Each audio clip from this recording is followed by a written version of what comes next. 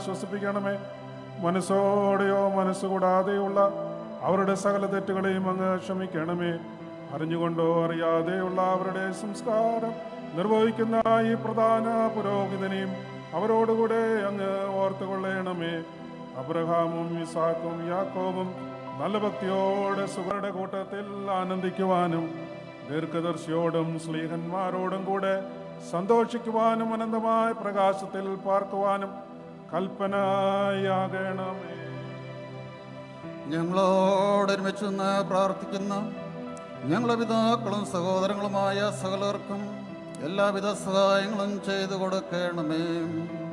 അവരെ എല്ലാവിധത്തിലും ആശ്വസിപ്പിച്ച് വചനത്തിലും പ്രവൃത്തിയിലും അവർക്ക് ധൈര്യം നൽകണമേ. നിന്നിൽ നിന്നുള്ള ആനന്ദബന്ധോ ഓശോ ബബക്കുൽഷ്മാ ലാവോൽ